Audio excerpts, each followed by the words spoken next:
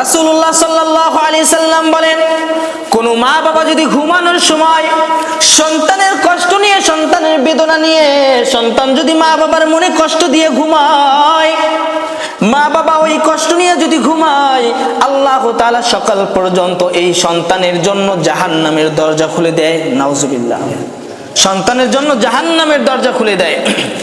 আর কোন সন্তান যদি মা বাবাকে খুশি করে ঘুমাইতে পারে, আল্লাহ তাআলা বলে, রাসূলুল্লাহ সাল্লাল্লাহু আলাইহি সাল্লাম বলেন, সন্তানও ঘুমাইলো, মা বাবাও ঘুমাইলো, খুশি মনে ঘুমাইলো, ওই সন্তান ঘুমানোর সাথে সাথে সকালে আল্লাহ তাআলা ওই সন্তানের জন্য জান্নাতের দরজা খুলে দেয়। সুবহানাল্লাহ। এই জন্য রাসূলুল্লাহ সাল্লাল্লাহু আলাইহি সাল্লাম বলেন, হে সন্তান, তুমি যখন ঘুমাইতে যাবা, ঘুমাইতে যাওয়ার আগে তোমার মা বাবাকে জিজ্ঞাসা করবা, মা বাবার কাছে যাবা যে মা, আজকে দিনের ভিতর আমার কোনো কাজে, আমার কোনো কথায় তুমি কষ্ট পেয়েছো মা? যদি কষ্ট পেয়ে থাকো মা, তুমি আমাকে মাফ করে দাও। কষ্ট পেয়ে থাকলে তুমি আমাকে মাফ করে দাও। এই কথা রাসূলুল্লাহ সাল্লাল্লাহু আলাইহি সাল্লাম বলে, আর চোখের পানিগুলো ঝরাই ঝরাই কান্না করে। রাসূলুল্লাহ সাল্লাল্লাহু আলাইহি সাল্লাম বলেন, ও যুবক, দুনিয়ার ভিতর বাবা পেয়েছো, আমি নবী জন্মগ্রহণ করার আগে আমার বাবাকে হারাইছি, জন্মের পর আমি আমার বাবাকে পাই নাই, বাবার আদর স্নেহ কেমন আমি পাই নাই।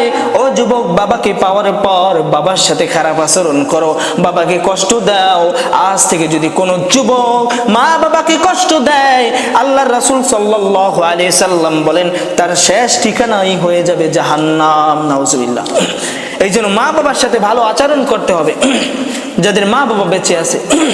রাসূলুল্লাহ সাল্লাল্লাহু আলাইহি সাল্লাম বলেন, তোমার মা যখন বয়স্ক হয়ে যায়, তোমার বাবা যখন বয়স্ক হয়ে যায়, তার ভিতরে একটা অন্যরকম একটা আচরণ চলে আসে। সে ছোটবেলায় যেরকম তোমাকে লালন পালন করছে, তুমি তোমার মা বাবাকে বুঝতে পারো নাই, মা বাবাকে চিনতে পারো নাই, তার সাথে সে যেমন চালাইছে তুমি তেমনও চলো নাই, তুমি দুষ্টমি করছো, তার কথা শোনো নাই। তোমার বাবা মা যখন বয়স্ক হয়ে যাবে, ওই ছোটবেলায় যেরকম তোমাকে কষ্ট করে লালন পালন করছে, এই বয়স্ক হওয়া যাওয়ার পর তুমিও তোমার মা বাবাকে এরকম ভাবে লালন পালন করবে। কেননা তোমার মা বাবা বয়স্ক হয়ে যাওয়ার পর তাদের দিক ঠিক থাকে না, বাচ্চা ছেলেদের মতো হয়ে যায়, এমন এমন কথা বলে যে কথার কারণে তুমি তার বিরুদ্ধে চলে যাও। কিন্তু এটাকে তোমাকে সহ্য করে নিতে হবে। যেমন তোমাকে ছোটবেলায় সহ্য করছে, তুমি এরকম আচরণ করেছিলা। এই জন্য রাসূলুল্লাহ সাল্লাল্লাহু আলাইহি সাল্লাম বলেন, মা বাবার ক্ষেত্রে তোমরা এমন ভাবে চলবা, কেননা আল জান্নাতু তাহতা আকদামিল উম্মাহাত। রাসূলুল্লাহ সাল্লাল্লাহু আলাইহি সাল্লাম বলেন, মায়ের পদতলে, মায়ের পায়ের নিচে সন্তানের বেহেশত। দুনিয়ার ভিতর সবচেয়ে দামি জিনিসটাই হলো মা, বাবার চেয়েও দামি হলো মা। রাসূলুল্লাহ সাল্লাল্লাহু আলাইহি সাল্লাম মায়ের গুরুত্বটাই বেশি দিয়েছে। এই জন্য ভাই, মা বাবার সাথে ভালো আচরণ করতে হবে, সমাজের ভিতর ভালোভাবে চলতে হবে।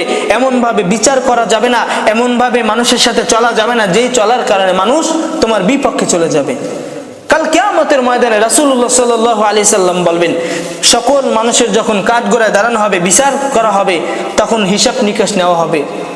তো সাধারণ মানুষের বিচার হবে একবার, যারা বিচারক, দুনিয়ার ভিতর বিচারক ছিল, তাদের হিসাব হবে দুইবার। একবার ডাক দেবে সাধারণ মানুষ হিসাবে, আর একবার ডাক দেবে তুমি দুনিয়ার ভিতর কেমন বিচার করেছো। যদি একটু গড়বড় হয়ে যায়, আর রেহাই নাই।